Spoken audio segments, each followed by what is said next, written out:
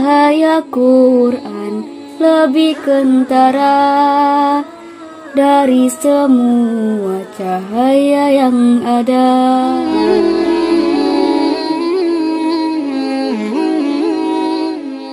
Bismillahirrahmanirrahim. Assalamualaikum warahmatullahi wabarakatuh.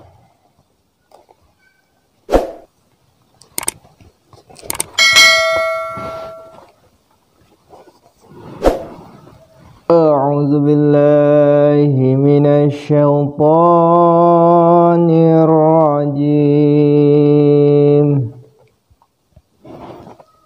Qad nara taqalluba wajhika fis sama' falanuwalliyannaka qiblatan tardaha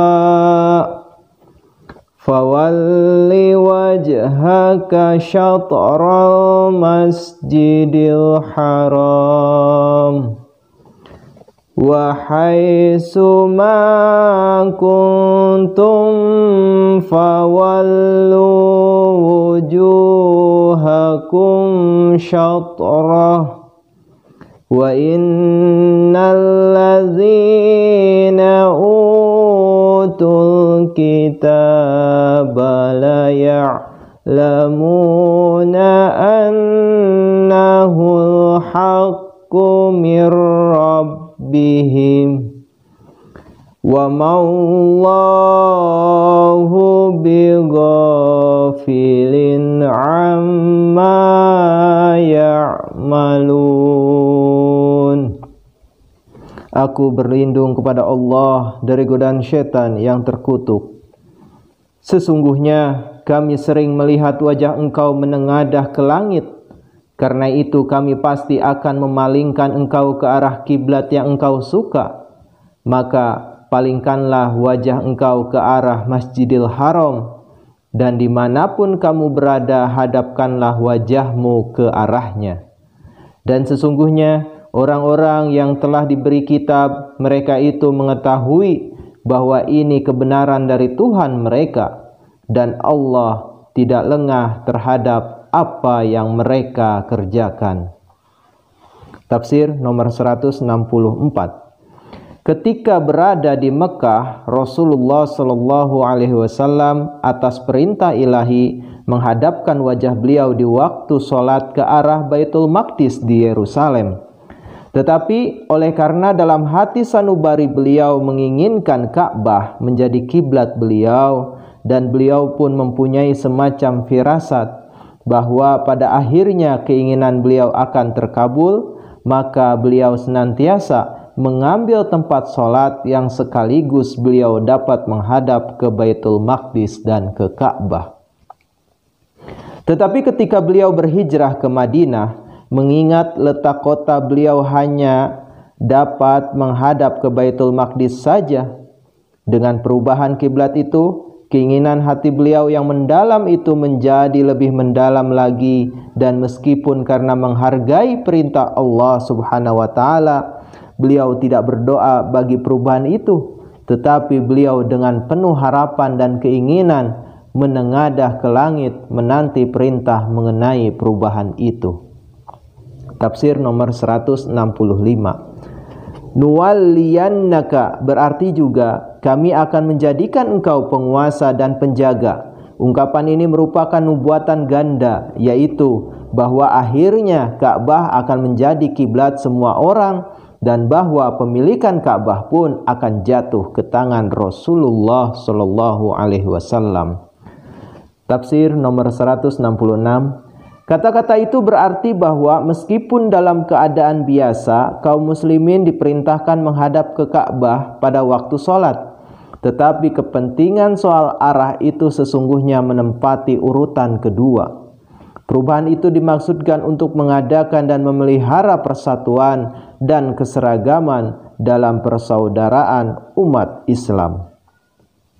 ولئن أتيت الذين أوتوا الكتاب بكل آية ما تبعوا قبلتك وما أنت بتابع قبلتهم وما بعدهم بتابع قبلة بعد ولئن اتبعت أهواءهم من بعد ما جاءك من العلم innaka idzal laminadh zalimin.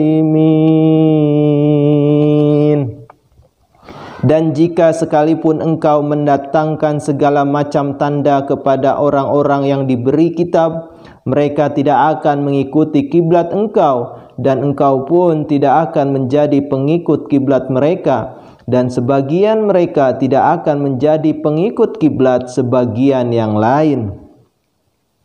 Dan jika engkau mengikuti keinginan mereka sesudah ilmu datang kepada engkau, sesungguhnya engkau akan termasuk orang-orang aniaya. Tafsir nomor 168. Ayat ini mengacu kepada permusuhan orang-orang Yahudi dan Kristen bukan saja terhadap Islam, tetapi pula yang satu terhadap yang lain.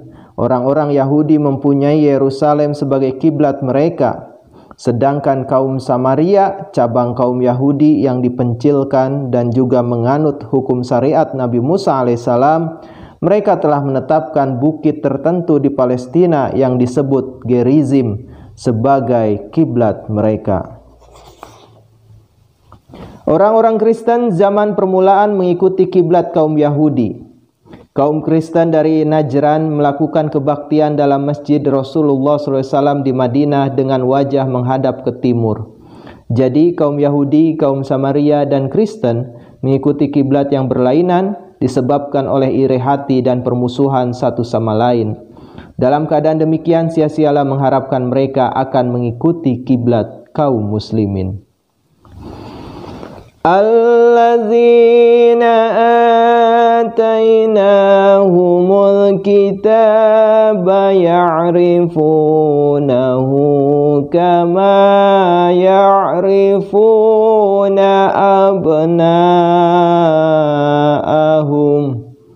wa inna fariqam minhum la yaktumunal haqq wa hum ya'lamun. Orang-orang yang telah kami beri kitab mengenalnya sebagaimana mereka mengenal anak-anaknya, dan sungguh segolongan dari mereka menyembunyikan kebenaran padahal mereka mengetahui. Tafsir nomor 169.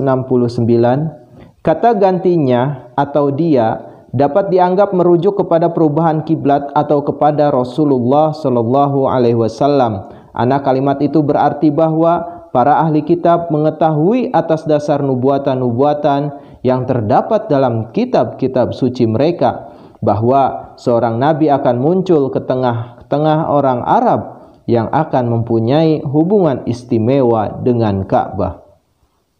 Tafsir nomor 170. Ya'rifunahu berasal dari arafa yang berarti ia mengetahui, mengenal atau melihat sesuatu.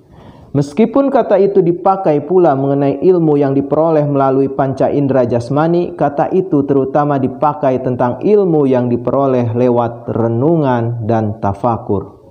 Keterangan mufradat.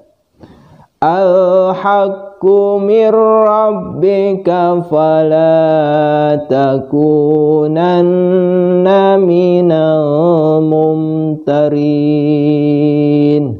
Kebenaran ini dari Tuhan engkau, maka janganlah engkau termasuk orang-orang yang ragu. Alhamdulillahirabbil alamin.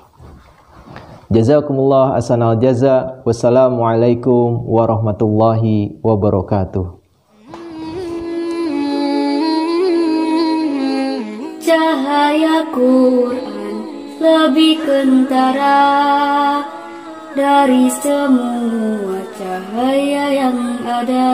Sucilah dia dari siapa datangnya ini lautan cahaya. Wahai Ilahi, Quranmu ini suatu alam berwujud sendiri. Segala sesuatu kami butuhi ada dalamnya, telah tersaji.